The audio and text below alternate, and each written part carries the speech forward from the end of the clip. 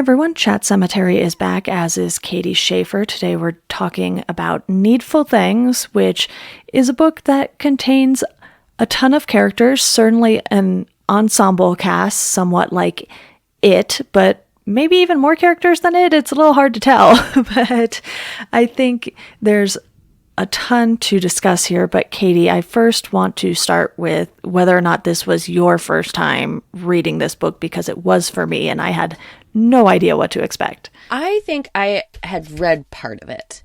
I remember, because I remember up to a certain point, and then everything else that happened, I was like, did I read this? I don't remember this happening. And I remember the beginning of it really well.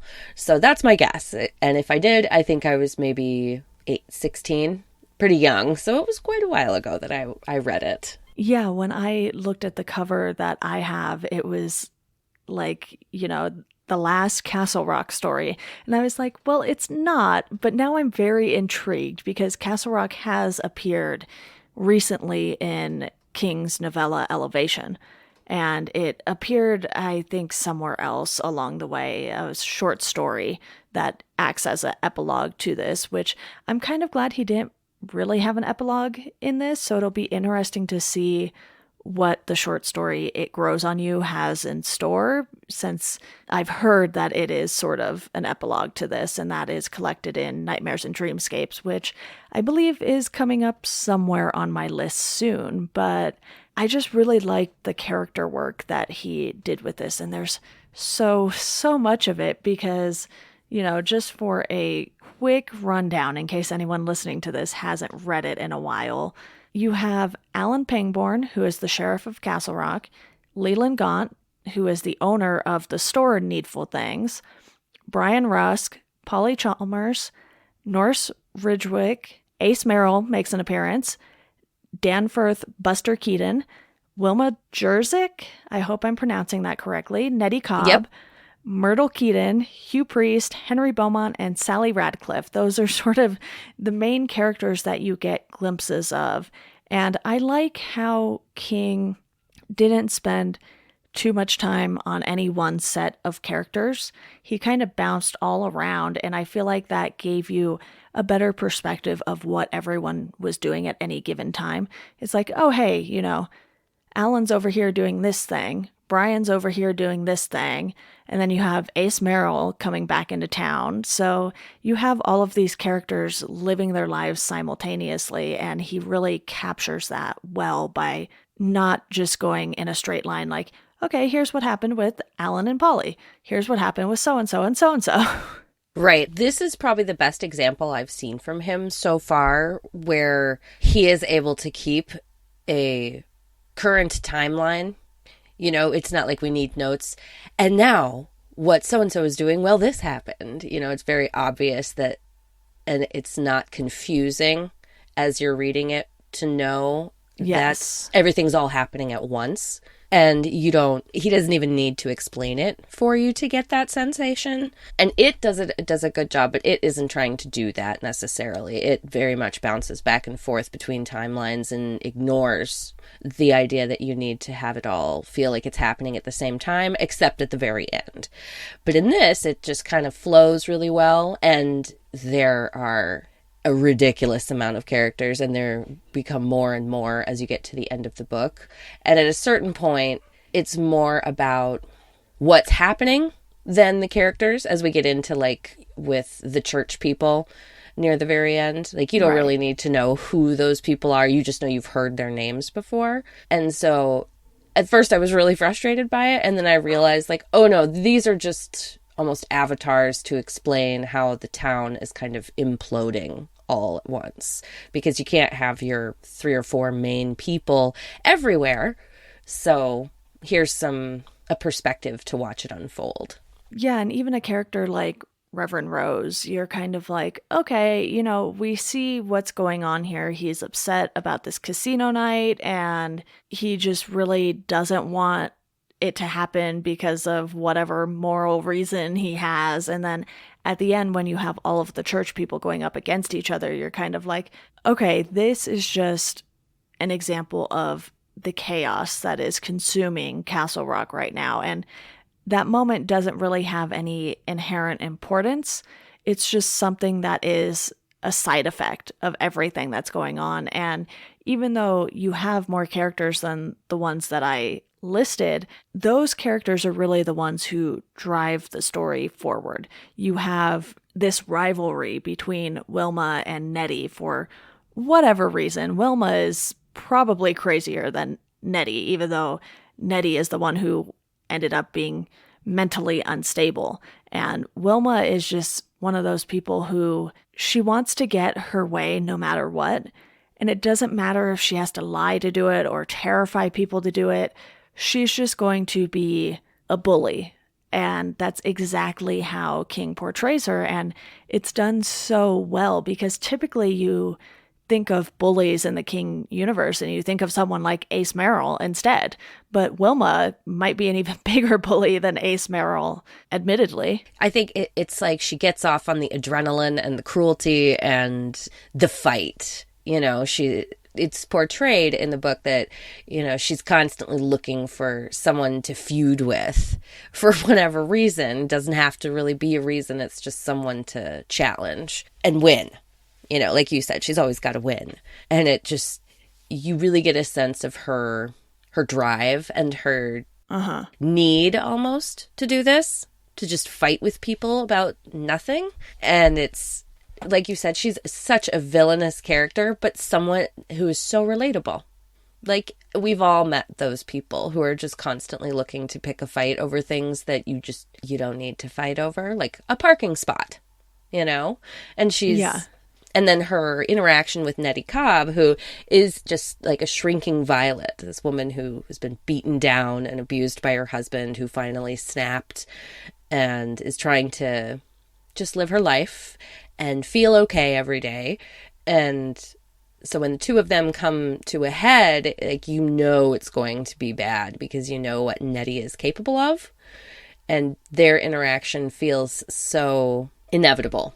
Like, once you see how it starts, these two people, if it gets bad enough, it's going to be a real violent show. And then it is. Exactly. And Wilma really has no purpose if she's not being the bully.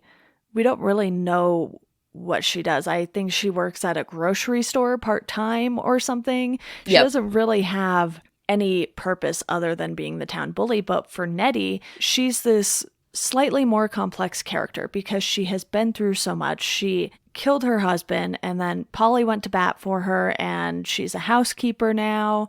She has a dog that she really cares about, but Wilma just makes all this stuff up about the dog barking even when he's not, and you can really see everything boiling up. And you just know all of a sudden it's going to overflow and get really crazy. And that's exactly what it does. So it's not necessarily that King even subverts any expectations. You know what to expect out of a lot of these characters. And there are still some surprising moments in this book. But I like when you can write a character so well that the audience knows exactly how characters are going to react to certain situations before you read their reactions to certain situations. Right. And he does it.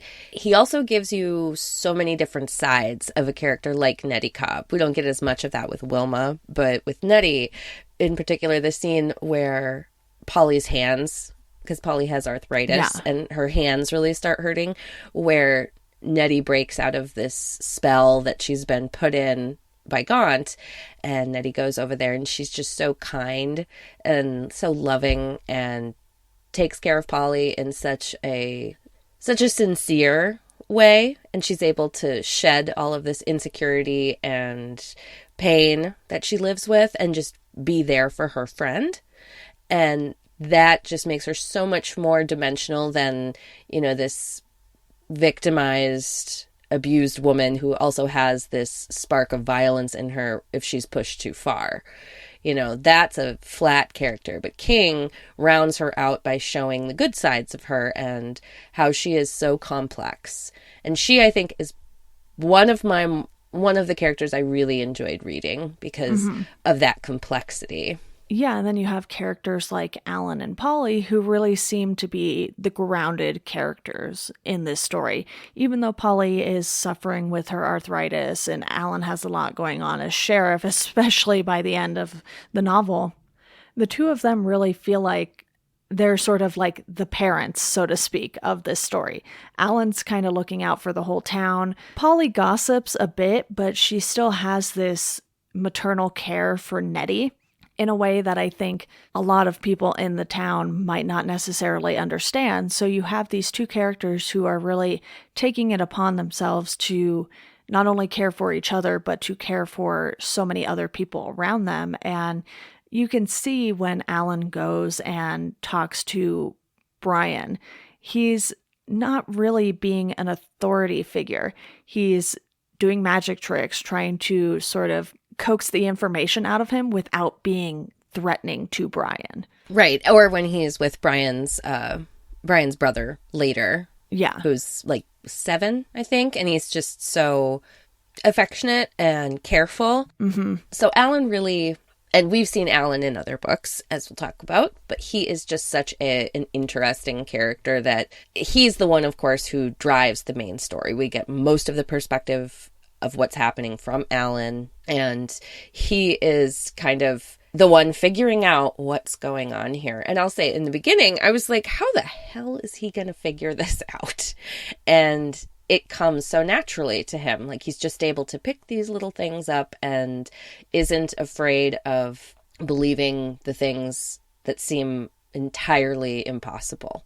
To the average person, I don't think that what Alan deduces by the end would seem real. But he's able to just, well, this is what seems to be happening, so I'm going to go with it. Yeah, a lot of that progression for Alan stems from his appearance in the Dark Half, because the Dark Half was such a wild scenario. You see him trying to wrap his head around it throughout that entire novel, and by the end of it, he's like, oh, this is really happening, and this is insane. How is this happening? And you even get callbacks to the sparrows in this, which I really liked, because then it kind of connects Alan's way of thinking with his previous appearance in the Dark Half. And have you watched Castle Rock on Hulu? Only the first 2 episodes, and after reading this, I'm like, I really got to get back to that show.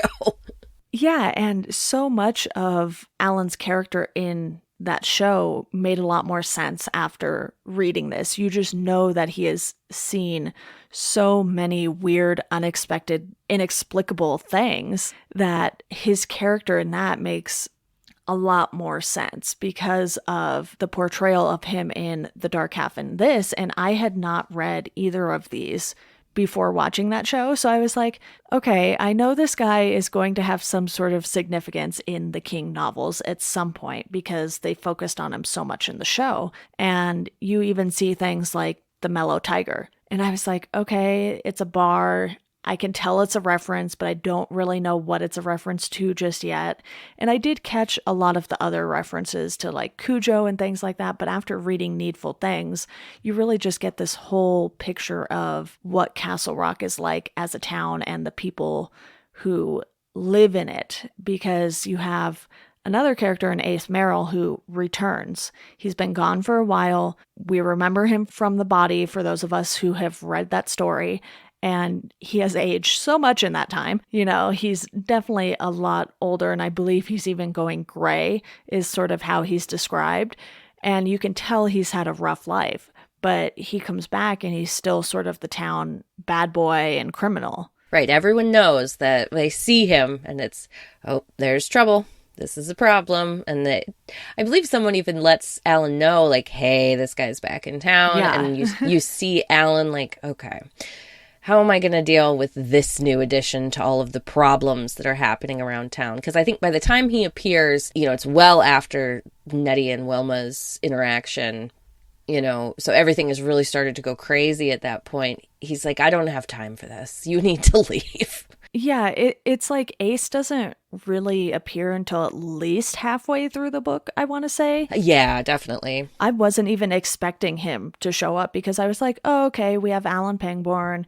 You know, we have these other characters. You have Leland Gaunt, who is the out of towner. And I do want to talk about him a little more specifically after we get through a few more of these characters because, you Couple know, more. Ace has a big role towards the end, but Buster Keaton is really sort of the resident pain in the ass for Alan. And Oh, that scene in the beginning with the two of them yeah, like going back and forth.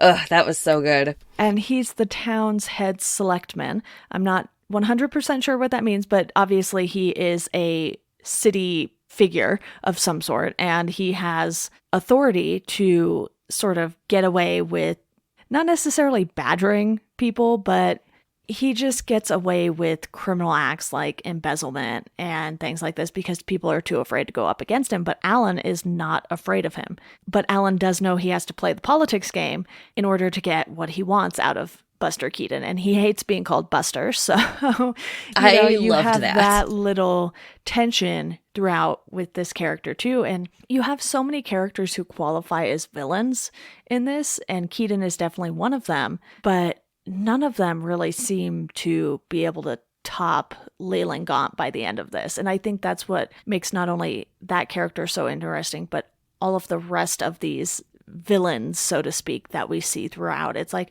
oh yeah, you all suck, but you don't hold a candle to Leland Gaunt. Right. And I have to say, I love that King put the Buster Keaton because while I'm reading it, I haven't seen the film version of this yet, but all I could picture was the actor Buster yeah, Keaton, yeah, who is renowned for being like such a nice person. He was so yeah. nice and he always plays like this really down on his luck guy. So this is a very, these two images in my head are not coming together. So, and I wonder if he did it on purpose because I'm sure Stephen King knows who Buster Keaton is. Oh, absolutely. But yeah, and I really enjoyed his edition of Buster Keaton because it really, Alan is like the voice of authority for the town. And then he has to war with this other voice of authority that controls the budget and can push his weight around, so to speak, and make things hard for Alan, even though as an elected official, he can't fire Alan and there's certain stuff he just can't mess with.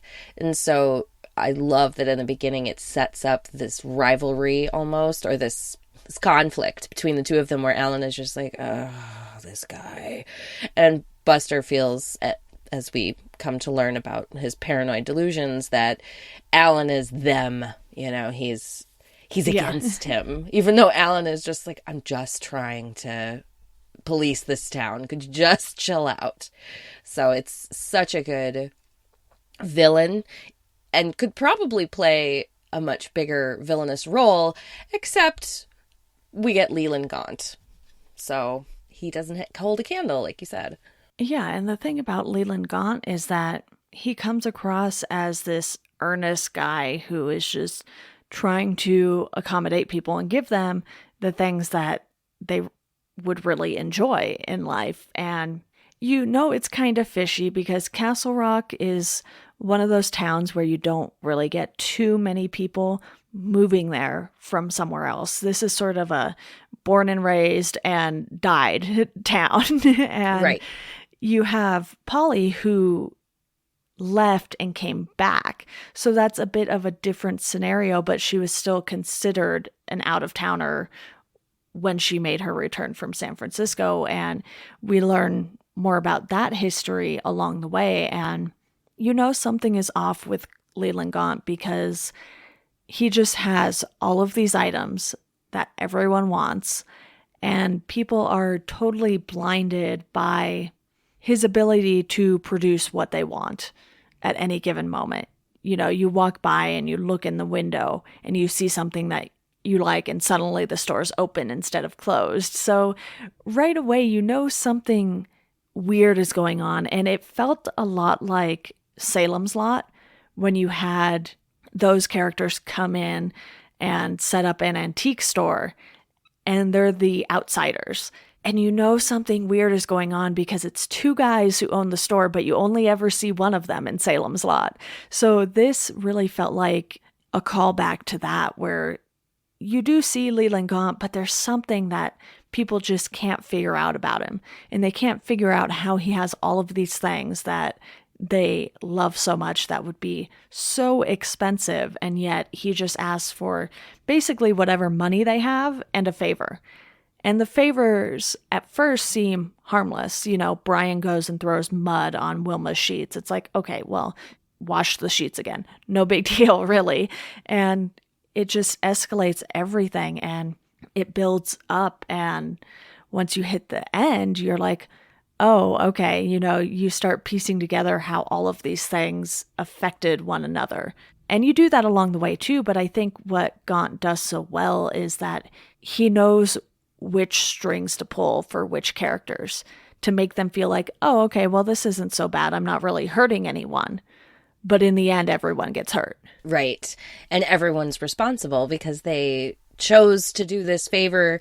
And especially as the book continues and the favors ratchet up, like they start to know and feel bad. That's what, like Polly, like she knows by doing this task that she is contributing to something bad. And there's a couple people who realize right before they die, typically, that like, wait a second, no, this couldn't possibly be what's happening. And then, you know, they never actually get to say it, but we as the reader come to see how vital it was that each of these little pranks that's pulled will unravel this whole town's relationship. Every connection with some of them, their closest friends, are severed by these just little tasks that become bigger and bigger and bigger. And Gaunt is just so creepy. You know, even from the beginning, where you as the reader don't know that, you know, something's off because obviously he's a bad guy because of how the book is set up. Yeah. But you have yet to learn just how awful and dangerous this guy is. And I think just the little touches that we get at the beginning, like how no one wants him to touch them. Like, don't touch me. And his weird, creepy hands and his big, ugly teeth all also spiral into these bigger and bigger things that are off. And especially what we see with Ace, that's where we really start to see how off he is, because he doesn't care if Ace knows what's going on, because by then it's too late. Right. And he knows Ace is already in the bag for him. So it's lovely to watch how King unrolls the story and who exactly and what exactly Leland Gaunt is, kind of all at the same time. Yeah, and I want to get your opinion on how great of a villain Leland Gaunt is in the King universe, because when I would think of the King villains, you know, Pennywise comes to mind, Randall Flagg comes to mind, Jack Torrance in The Shining comes to mind, you know, these characters that have become so iconic over the years. But I don't know if it's because the Needful Things movie adaptation wasn't nearly as popular as some of those novels or adaptations, but I just get this feeling that Leland Gaunt is possibly a top 5 King villain, if not definitely in the top 10, just because of how manipulative the character is. And even when he's asking for all these favors, he's still not even giving the people what they think they're getting. You know, the Sandy Koufax card that Brian thinks he's getting is really some random player who sucked. And Sean is kind of like, why are you carrying this random baseball card around? Is not even a good player. Right? Sort of thing. So Sean can see that, you know, this baseball card isn't what Brian thinks it is. And the sunglasses that Cora, their mom, has that are supposed to be Elvis's sunglasses or whatever, you know, they're really just a beat up broken pair of sunglasses. So you get these moments where you truly see what these items are, and the characters have no idea because they're so blinded by sort of this spell that Gaunt has put them under. And, you know, eventually we figure out he's some sort of demon or something like that, and not just some random dude with abilities. He's disguised as a human, and clearly not a very good one if people are kind of grossed out by it. Right? I think Gaunt is definitely one of the more powerful, story-wise and impact-wise for the reader villains out there. And I think he probably won't be known widely as that because this is such a complicated book and it's so long that, I mean, if you could do a TV show, I would say if you could do like a 10-episode TV show or miniseries, that would be the way to tell this story. But a film, like 2 hours, no way. No way are you going to be able to get that across to people. I am interested in the adaptation, though, just because of the casting and yes, me too. The fact that it seems like it has some things going for it, but I also have seen that it has generally more negative reviews. So that'll be interesting to see what elements they plucked out of the book, because this book, at least my copy, was over 700 pages. So that's a lot of book. And I think that's maybe my one complaint about it, is that we get so many characters that the book ends up being so long. And I would say it didn't really ramp up for me until probably when Ace showed up, and you're like, oh boy, here we go. Yes. And yes. It's one of those things where King obviously writes such long books to the point where I was excited that his next book was over 400 pages, which is still a relatively long book. Yeah. And I was like, oh, so this is short. Yeah. Yes, exactly. It's like, oh, it's not a brick. Great. Yeah. And having read, I think Needful Things marked his 25th book that I've read, at least for this podcast. I think I've read a few after the fact. Well, actually, I know for a fact that I've read more than 25 of them, but I think it marks the 25th book that we've covered on this podcast. And this is actually episode 50. I should have mentioned that at the beginning of the show, but we're kind of hitting some good marks here with this book. And it's just been really interesting to see his writing and how it is changed and hit highs and lows just with this stretch of books, because this is the first book he wrote after his whole rehab situation and everything. So to have him just dive so deep into this novel and these characters, it was really impressive, but there was still something that was a little too long about it. And I couldn't quite place what it was, but I think it was something where I just felt like he took a while to get to the point. Even though you could kind of see things building up, I would have liked to see them build up a little faster, because then the end almost feels rushed because so much happens. All at once. It's all happening at the same time. And I totally agree. I think you could have cut maybe 4 or 5 of these characters out, because I don't know that we really needed to see that part of it. Yeah, like everything with Sally Radcliffe, I was like, okay, all right, yeah, I guess. Her and her boyfriend, like, I guess that's how one of the deputies faces faces his end or whatever. Yeah. But I don't think we necessarily, like, you could have gone about it in a different way and cut a couple thousand words, because it definitely takes up, every single one of those characters takes up time. And while all of them contribute to the end, I don't know that we really needed that contribution. This book is so good at really leading us to the end of it. It isn't afraid to spread its wings out as far, but I don't know that it's necessarily needed, because at this point in his career, King is very, very good at setting up his story. And it feels like he goes overboard. And also you can really tell how much he missed the cocaine in this one. He talks about the coke so much and in such detail. I was like... And of course it has to do with Ace. Yep. I was like, okay, honey, we know you loved the cocaine. We know how good it felt. We can tell. Yeah. Oh, God. So I think the main issues I had were pacing wise, not necessarily story wise, but there were some curveballs, like when he throws in the child porn bit. I was like, whoa, whoa, whoa, wait up. Yeah. Oh, yeah. I was like, what? I didn't need you to go this far. Or the story between yeah, that's the one. The story between Yeah. the best friends and he goes and kills the parrot or whatever. Like, And takes a dump on the picture of the guy's mom. And I was like, yeah. this got very weird very quickly. And it didn't really feel like it had much to do with a whole lot in the town. You were kind of just like, okay, that was a very weird tangent. Can we get back to the characters we actually find interesting and enjoy? Right. Right. And there's a few of those. And that's what drags down the pacing, because you kind of stop, especially at the end, where everything is going and we are ready to see how everything's going to implode. And then we stop and take these digressions, and it just feels like you're hitting a rut. And okay, now we got to get back on the road. And it becomes, especially, like I said, as we're coming to the end of the book, it's frustrating, because I would say there's probably, my copy was almost 700 pages. I think it was 680. And I would say the first 500 are all set up. And that is a lot of setup.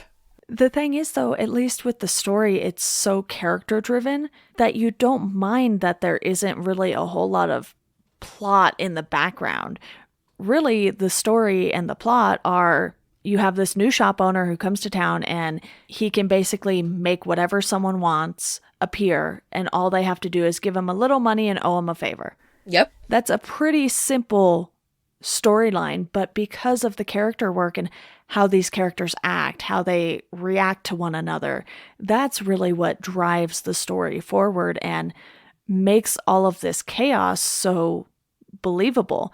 Because at first you don't really know that Gaunt is a demon or anything. He kind of has this creepy old man vibe initially, and that's kind of what I saw him as, because I was like, okay, creepy old dude comes to town and maybe he has some magical powers, which kind of the case, kind of not the case, but I didn't think of him as a demon or Satan himself or anything like that. So when you hit that at the end, you're like, oh, okay, well, that makes sense. And he kind of can't be killed. He can't be stopped. And he's always so reluctant to meet Alan that you're kind of like, okay, well, clearly Alan is going to see right through everything. And that has a lot to do with because of what he saw with the dark half, I feel like. So Gaunt knew probably what Alan had seen with the dark half. He had this knowledge about everyone that you're kind of like, okay, that's really creepy, but I guess some of that could just be sort of public knowledge, maybe he sort of looked up everyone in town before he came, so he knew a little bit about them. And it isn't really until he digs up Polly's past where you're like, all right, you went a little too far. It's not just that you knew Brian's brother's name or something like that, something simple. It was something much more complex, and the story was a simple one, but it's the complexity of the characters that made the story so much more interesting than the premise of it. And I love that Leland Gaunt, you really, from the beginning of the book, it feels like he knows stuff, and then it begins to feel like he knows everything. But then once you really get into it with Polly and Alan and some of the bigger characters who are more capable of recognizing what's really going on and aren't swept up in these delusions that he's in, these dreams that he's handing out, where you see him making mistakes. And that part of it is the more fascinating part, because it's like, oh, well, he's not infallible. He makes mistakes, like how, Alan's wife is wearing her seatbelt in the dream vision he gives Alan, or how he gets Polly's last name wrong on the letter he sends. Like those little bits of it, and you wonder, okay, does he not know everything, or is he just getting not desperate, like too overeager and isn't being careful about what he's giving these people? Or is it that these are the more giving someone a baseball card that they want, like, you don't need to know all of these deep details about their life, just that this kid likes baseball cards. Well, what's his favorite baseball card he doesn't have? Whereas getting into the nitty gritty of Alan's pain or Polly's pain and these deep emotional issues that they have, Mm-hmm. those are so much more complicated, and it doesn't feel like Gaunt is quite that capable, which really makes him better as a villain. And I feel like Gaunt is very much inspired by C.S. Lewis's the Screw Tape Letters, Okay. which is all about a demon who is collecting souls. And the whole story is it's him writing back to Satan. The main character is a demon who is going around and tempting people to collect their souls, and he has an amount that he has to get. That's his job. And so the letters are him telling how he's seduced all these people into giving him their souls. And that's very much what this feels like at the end, because, Gaunt is going to take his bag of souls away. And King really captures that demon aspect of it at the end, even though it kind of comes out of nowhere.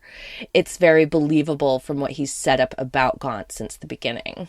I think with Gaunt, he could easily find out facts about people, but when it came to emotions, he could manipulate them into feeling certain emotions towards someone.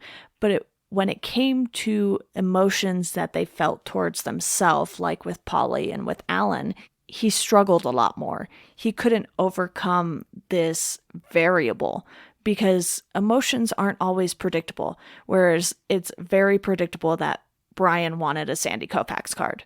Right. Like you said, that's a fact. He had a baseball card collection. That's a card he didn't have. That's pretty black and white. But Alan and Polly were both struggling with these past tragic events that happened to them to the point where they would confront each other, or at least Polly would confront Alan about his because he didn't have any knowledge of hers, really. Polly had never gone into details with him. So when she was noticing these things, initially she was reasonably upset to think that Alan went behind her back and did this. But as she sort of worked through it in her mind, the emotions kind of dropped and she was able to think about it rationally. And she was like, okay, well, Alan really wouldn't have done this. So Gaunt was relying on being able to manipulate their emotions, but he didn't think about the fact that there would be rationality with anyone because, as we saw, Wilma was very irrational. There was nothing rational about that character at all. No. So a character like Wilma, sure, she's going to fly off the handle. And with Polly, she did that initially, but not in a way that was hurtful. Obviously, Alan was hurt by it, but not to the point where he couldn't do his job or just kind of carry on because he knew that rationally he had to do this. He was like, okay, I'll deal with Polly later, but there's so much going on. I can't let those emotions get to me. And he didn't depend on that rationality because you see him preying on people who aren't necessarily rational or they're too young to know better, really. And even Brian knows better by the end of it. Yeah, the end for him is so heartbreaking. Yeah. So hard. And then, yeah, that was bad. And I think that really shows King unfolds that, well, in the beginning, it seems like Gaunt really understands people. It becomes obvious by the end that he really doesn't, that he thinks he understands how people work, but his understanding is very surface level and like he looks down on people. Uh-huh. He thinks of them as simple creatures, which betrays his lack of understanding of how the human mind works. And that is what gets him in the end. That is where, and it's like he has this sense that there are certain people he shouldn't mess with, like trying to keep Alan out of things as much as possible. Uh-huh. And his really delicate interactions with Polly, because he knows that if he rushes into it with Polly, it's not going to work. Because she doesn't have this big thing she wants. Mm-hmm. She's made her life for herself. The thing where she is weak is in her crippling guilt and anxiety and pain over the death of her child. And that, like we said, is a lot more complicated than a baseball card.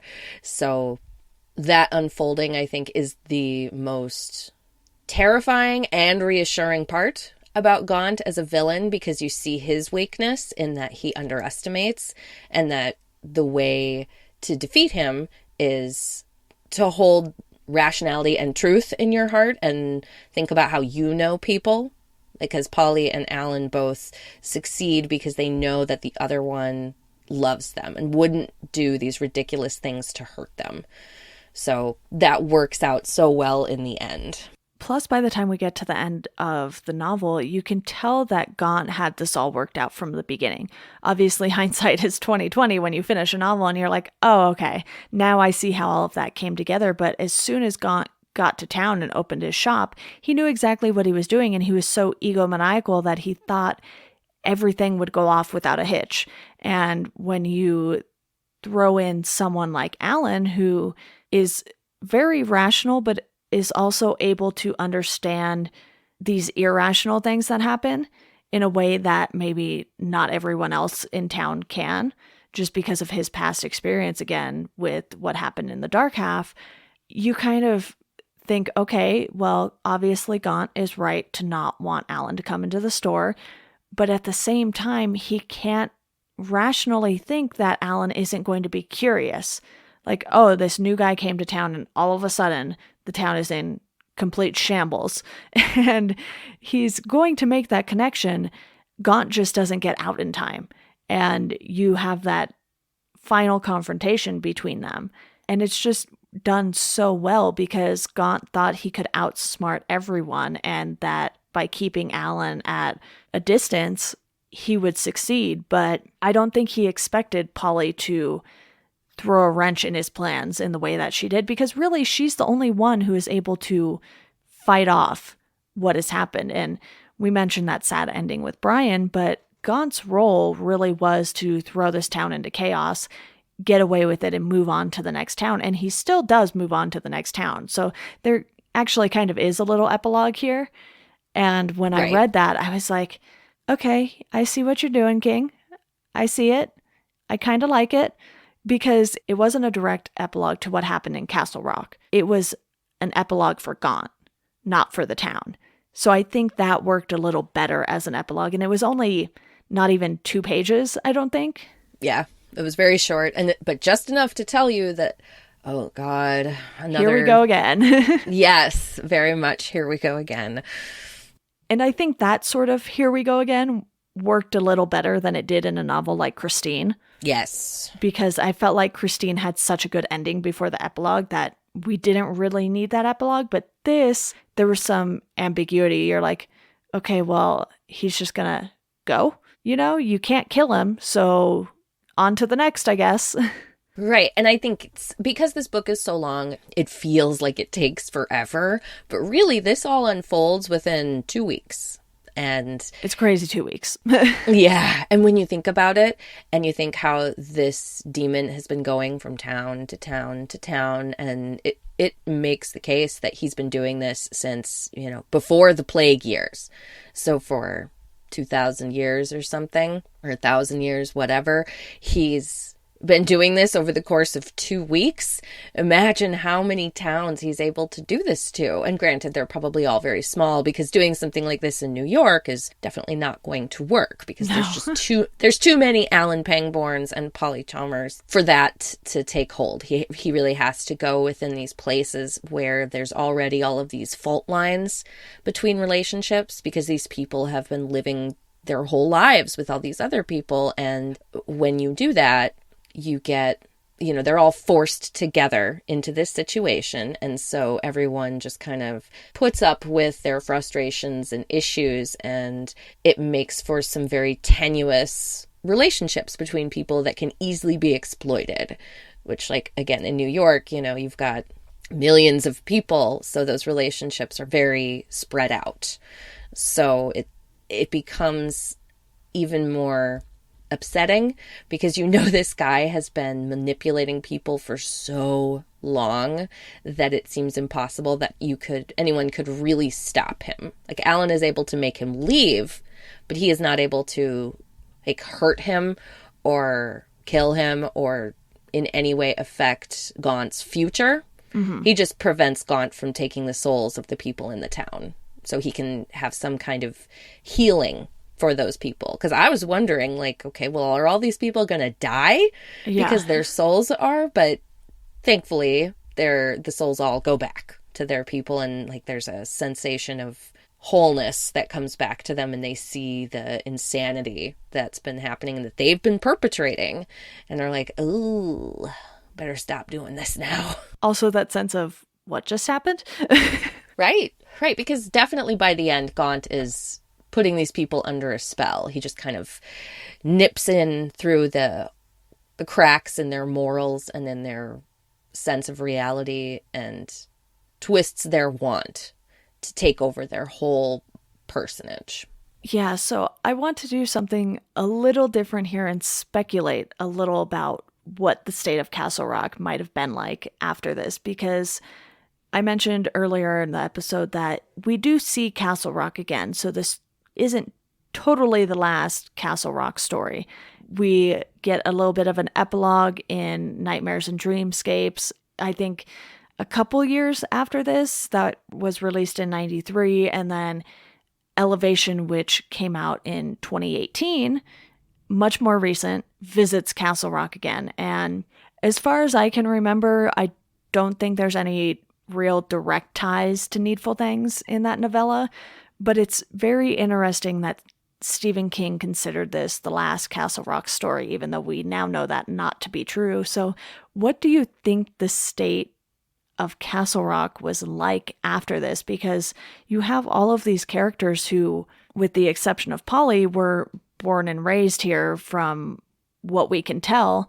And there's been so much death in this 2-week period that you can imagine it had to have had a lasting impact on this town, but the town didn't completely vanish in the way that it does in Carrie, where, Carrie does so much damage to that town in particular, it just becomes deserted.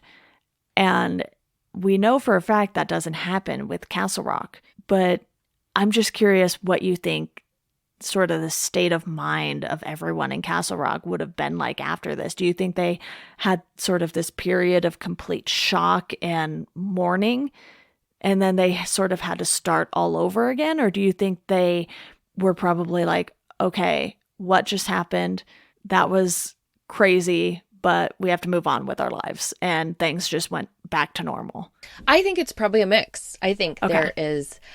there fortunately were probably more than a few suicides afterwards, because near the end you start to see the people who, like Sally Radcliffe, who realizes that she's manipulated and was wrong and should have trusted her boyfriend.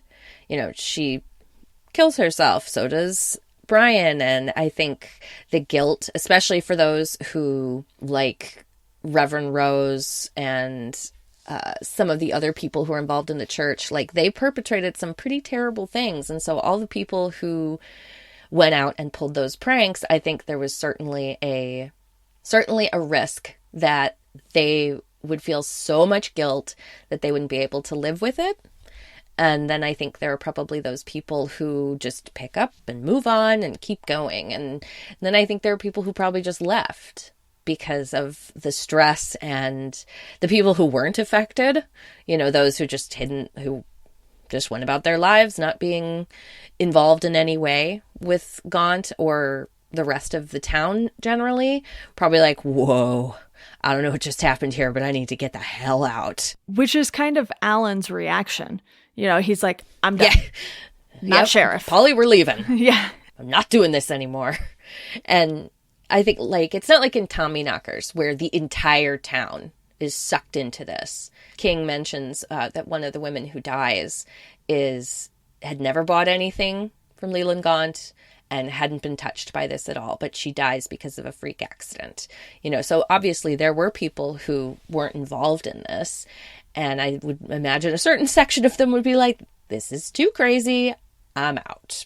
Because why would you stay in a town where apparently the two religious communities of the church can get into a horrific brawl and start killing each other? over seemingly nothing. You know, a casino night is not a reason to riot. No rumbling for that, please. Yeah, that would be a bit excessive, but because all of the emotions are heightened by everything that's been happening, Right. you can tell that everyone is just taking these things to such an extreme that they normally wouldn't, even though, the Reverend is upset and Buster is upset because, he's embezzling money, he has a gambling problem, and Gaunt basically promises to fix everything. And he really doesn't by the end of it either. He gives all of this false hope to all of these people, and the town is almost literally crushed by it. You have explosions going off everywhere, and it's just complete madness. So I think it is reasonable that some people would be like, okay, this is over, this is done with, let's move on. But others would be like, wow, what just happened? This is crazy. And you have a family like the Rusk family who really, really suffers. And Sean is probably the one who might be the most impacted by this because of how impressionable he is at such a young age. And he's really a character you feel bad for. Some of them you don't feel bad for. Like, you do not feel bad for Wilma at all. No, You don't feel no. bad for Keaton. You don't feel bad for Ace. And these characters who were so unlikable even before any of this happened, you're just like, all right, well, you guys kind of got what you deserved. No offense, but this is what you get for acting this way before Gaunt even came to town. So you have those characters, and it's reasonable that some of the characters who survive would be more impacted by it than others. Wilma's husband was probably like, yes, freedom. Yeah. Yes, I got that sense too, that he was like, I don't know what I got myself into here. I'm just trying to survive. Yeah. And that's before like all of the shit starts to go crazy between Wilma and Nettie. That's just the beginning. He's already He was drugging her just to get her to calm down and not like go and kill someone. Yeah, with the help of a doctor who's like, yeah, I'm just gonna pass you these pills. Here over you the go, counter. buddy. Good luck. Right? It's like now he's been freed from this because he also doesn't buy anything from Gaunt's shop and has really hit sideways with everything that's happened. And it's very interesting that he doesn't necessarily seem surprised by the ending. He just gives all the information to the cops. He's like, yeah, she was pretty crazy. I was drugging her when she got too crazy, but you really get the sense that he knows how far Wilma is willing to go, which sells the idea that Wilma didn't need a whole lot of persuasion for this to happen. She just needed an opportunity. It's even better that the cops don't really care that he was drugging his wife. Yeah, they're like reasonable, because they list out how many calls she'd had on her, and it was a lot. Yes. Because with people who she was feuding with and people who said that they were scared of her and she'd had restraining orders taken out against her. Like, that's pretty extreme.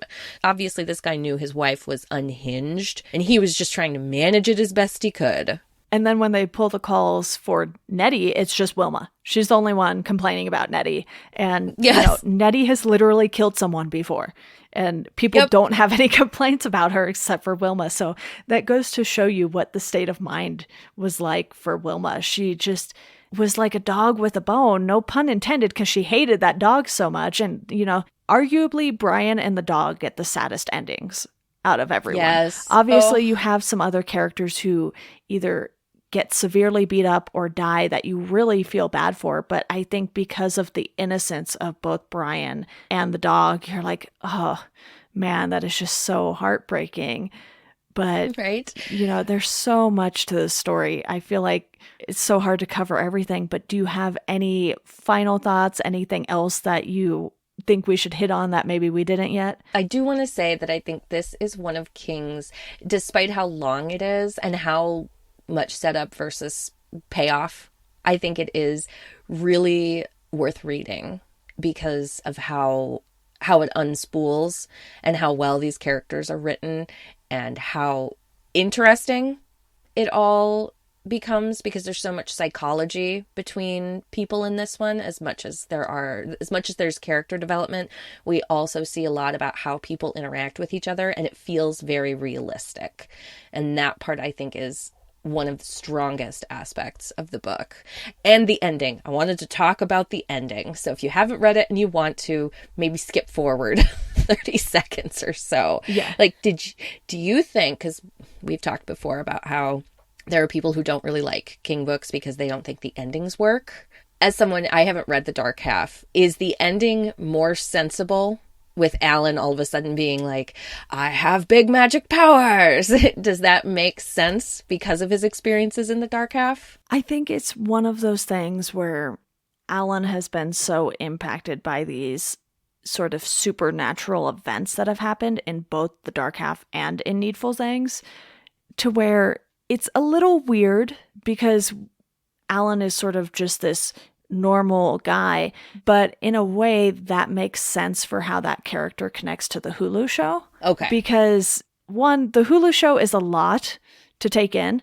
You know, I might have to go back and rewatch it at some point just because I felt like I was getting some of the references while watching it, but unless you've really taken in the Stephen King universe as a whole, I feel like you might not catch on to everything. And I think Alan was one of those characters I didn't really truly understand in the series until going back and reading both The Dark Half and this. So I think for that ending in Needful Things to make sense, you kind of have to take in everything and be like, okay, well, here's Alan's progression. We see him in The Dark Half. This is what happens to him. Then this crazy thing happens in Needful Things, and then when you go from that to the Hulu series, you kind of see the connection being made. And even though it's a little abrupt, I would say, not a little, it's a lot abrupt at the end of this, it's something to where if you have all of that context, you're like, okay, I kind of understand why he did this. I don't know if he needed to do it, but you can understand that. Because okay, that was what I was thinking is like, okay, I feel like maybe I just don't have the full picture of this character. Because typically when King has his protagonists face a great evil, like they are with Leland Gaunt, he also sets up what kind of good they're tapping into. You know, like in It, you know, you have the turtle and what is beyond the turtle that gives these children the ability to fight against it. And in this, there's just no setup for that. Like all of a sudden, Alan is just able to do crazy good magic. And I felt like for someone who reads, you know, who's read 5 or 6 King books and isn't really willing to buy into how King does his endings, I feel like this probably would not have been very satisfying because it feels like it comes out of nowhere. And I was willing to roll with it because I'm happy with how King ends his books typically. But it did feel a bit, like you said, abrupt. Yeah. So, but I still like that Alan is able to be the person who stops it. Because it feels like he deserves that after everything he goes through in this book and after all of the pain that you read about with his wife and son. And it feels like this guy should get the chance to defend his town because he obviously cares about Castle Rock so much. Yeah, and I think that's one of those things that made this book so enjoyable. You had these characters you could hate, these characters you could really care about. And at the center of it all was Alan, who was the peacekeeper, quite literally. And you're right. You have him trying to balance all of these things that are happening. And with a department as small as I imagine Castle Rock's is for the sheriff's department, you're like, okay, this guy is way in over his head at this very moment in time, but he's handling it as well as could be expected. And so when he's given that ability at the end, you feel like he's at least earned it.